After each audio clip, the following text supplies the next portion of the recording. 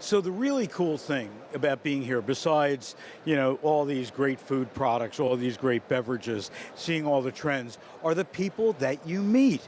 And coming from different backgrounds, especially on the retail side, is so important. So Marisa Austin is with me from Barnes and Noble. So I gotta ask you, I know that the show covers everything from grocery to food service to C-stores, e-commerce. Why is somebody from Barnes & Noble at the show? I get that question every time. We have 580 stores that have cafes. They do $280 million a year in business, and we... Just in the cafes? Just in the cafes. Okay. 65% of our business is beverage, but the rest of that makes up food product and retail, coffee, chocolates, tea, and we also recently opened up 5 restaurant locations around the country. Just standalone restaurants? Full-service restaurants. It's part of the bookstore, but it's called Barnes & Noble Kitchen. Gotcha. I'm not familiar with that. I apologize. I'm also very upset. You closed my Barnes & Noble in Santa Monica. Yes, unfortunately. The 3rd Street Promenade, the rents are through the roof. That's the problem, is the rent. Yeah, and you had, I think it was a 3-story high building, my favorite place to go and buy books. So, but now I can go on Barnes & Noble online to do the same thing.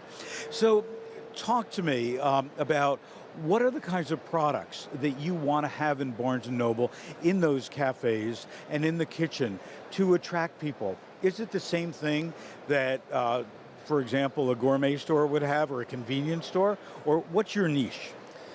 We really pride ourselves on having great brands.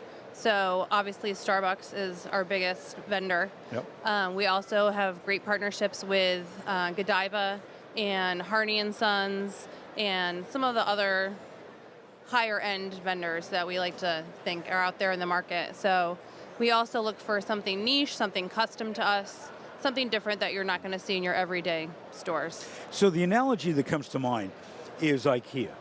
So you have people going to an IKEA for the food, not necessarily to buy furniture. Right. So do you have people just coming to the cafes and maybe not buying books or CDs and so on? Yeah, absolutely. Our members are probably our largest customer.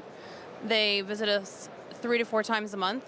They also get an extra discount on everything in the entire store, including the cafes. And they get So special... it's a good draw for them. Yeah, they get 10% off every day. We send them great coupons and offers in the mail. So it's a great offer for them. So we have a lot of people that come just to the cafes. And we've started actually doing bounce back register receipts in the cafe to send them onto the book floor to get discounts on the book floor as well. Smart. So if you look at new formats that are coming out, as I'm sure you do, to figure out, what's kind of cool there, I look at Joe and the Juice, and I look at Freshie, and so on. What are some of the retailers that are on your radar that you're saying, if I did that in my cafe, that would be really cool? We're really different because we are a business within a business. So we tend to look at more of the bakeries. So we look at Pret, we look at Corner Bakery, Panera, some of those kind of other quick serve, you would say, restaurants. However, we also look at Macy's and Lord & Taylor, some of the higher end retails, to see what they're doing in their retail ends of things. So when you walk up and down the aisles here, and you've had a chance this morning to do some of it, what are some of the trends that you're seeing that are really getting you excited?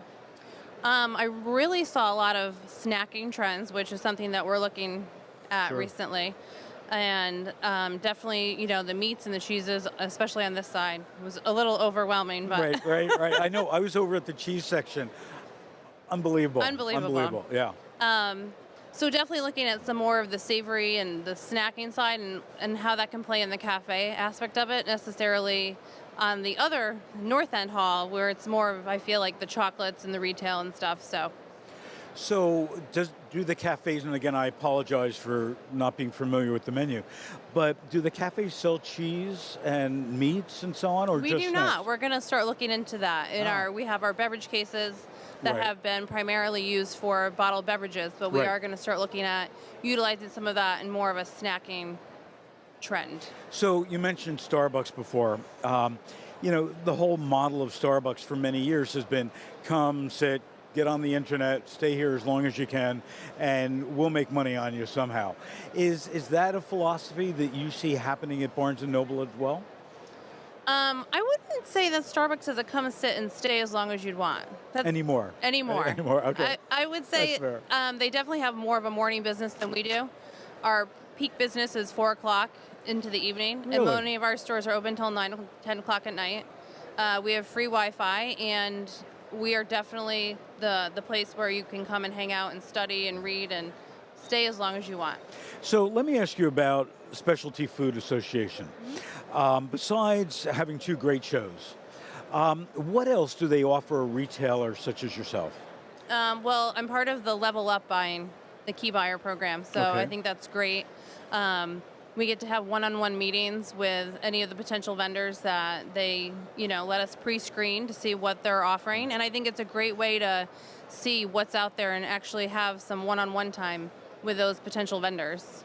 So it's really making more of a connection rather than just walking Yes. up and down and searching. Mm-hmm. And do you avail yourself of any of the other resources that SFA has about category information, those kinds of things that, again, hopefully can make your eyes open up a little bit and say, wow, here's something that's going on that I should take a look at?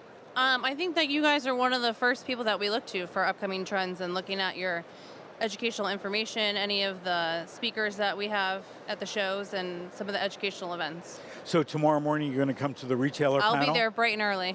Terrific. Thanks so much for joining us. And reopen that Barnes & Noble in San Mike, I'll not look the same into location. I'm Phil Lempert. This is SFA News Live. Going to take a break. We'll be right back.